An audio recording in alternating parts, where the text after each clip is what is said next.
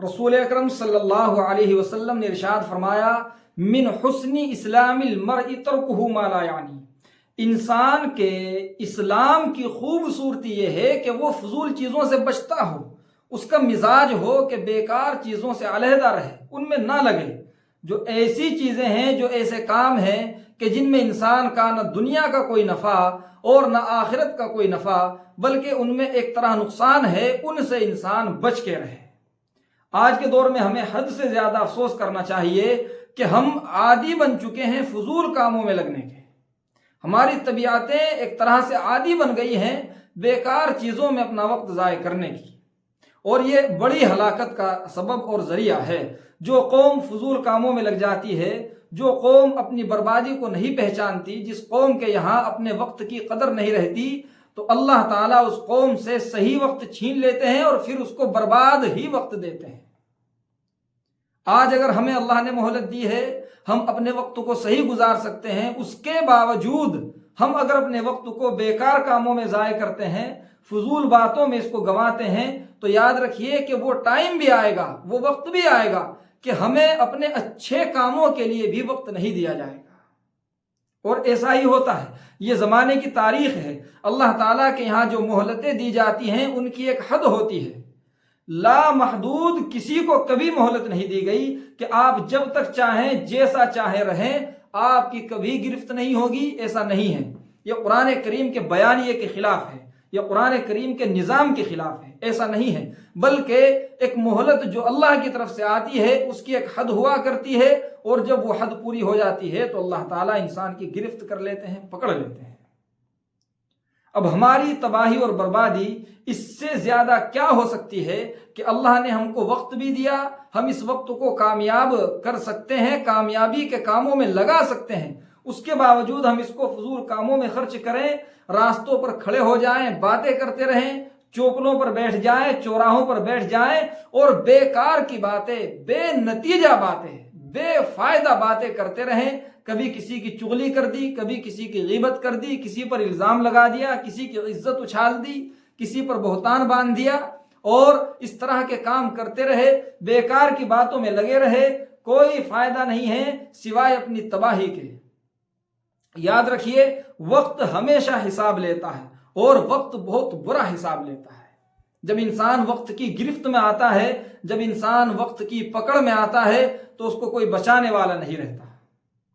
وہی لوگ کہ جنہوں نے کل اس کا وقت خراب کرایا ہے،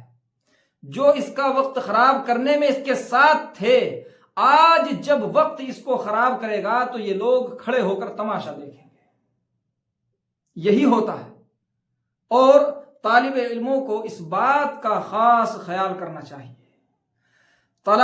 جن طلباء کے ساتھ رہ کر، یعنی پڑھنے والے بچے، جن پڑھنے والے بچوں کے ساتھ رہ کر یا نہ پڑھنے والے بچوں کے ساتھ رہ کر اپنا وقت خراب کرتے ہیں،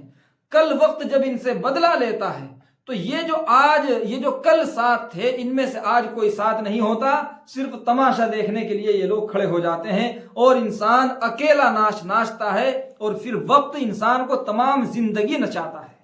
تمام زندگی نچاتا ہے۔ وقت کا انتقام انتہائی خطرناک ہے۔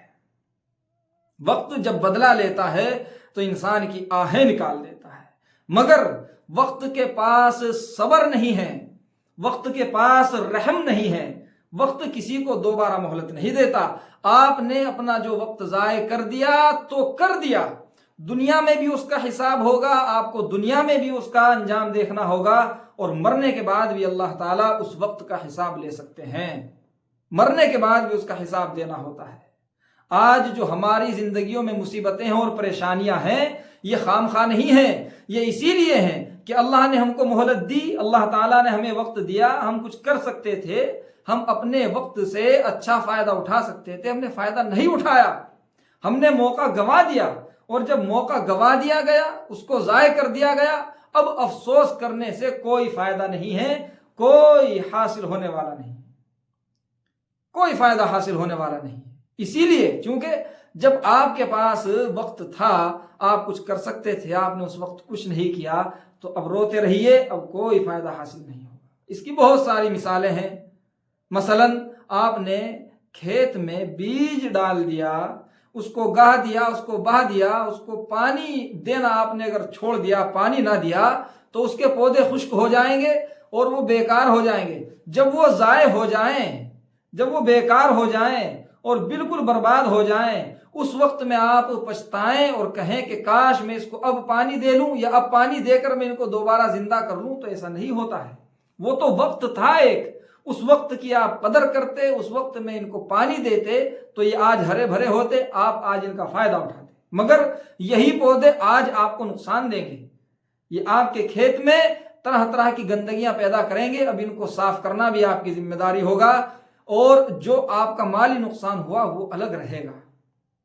اس کی آپ اور بھی ہزاروں مثالیں بنا سکتے ہیں، نکال سکتے ہیں، اور یہ ایک حقیقت ہے، اللہ کے نظام کی بڑی حقیقت ہے۔ جو لوگ وقت کی قدر نہیں کرتے، جو لوگ موقع کو نہیں پہچانتے، موقع کو غنیمت نہیں سمجھتے، اس کو ضائع کرتے ہیں، تو پھر آنے والا وقت ضرور ان سے بدلہ لیتا ہے، ضرور ان سے انتقام لیتا ہے۔ اب وہ ان کو اتنا خراب کرتا ہے، اتنا خراب کرتا ہے کہ وہ اگر چاہیں بھی تو بھی نہیں سنبھل پاتے ہیں، وہ اگر چاہیں بھی تو بھی اپنی اصلاح نہیں کر پاتے ہیں، وہ اگر چاہیں بھی تو بھی فائدہ حاصل نہیں کر پاتے ہیں۔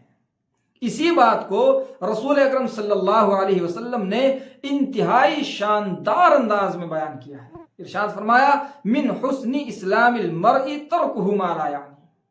کہ فضول کاموں کو بالکل چھوڑ دیجئے۔ اگر آپ دین اسلام کی اپنی اچھائی چاہتے ہیں، اگر آپ یہ چاہتے ہیں کہ ایک اچھا مسلمان میں بنوں، اچھا مسلمان وہی ہے جو دنیا میں بھی فائدے میں ہو اور آخرت میں بھی فائدے میں ہو،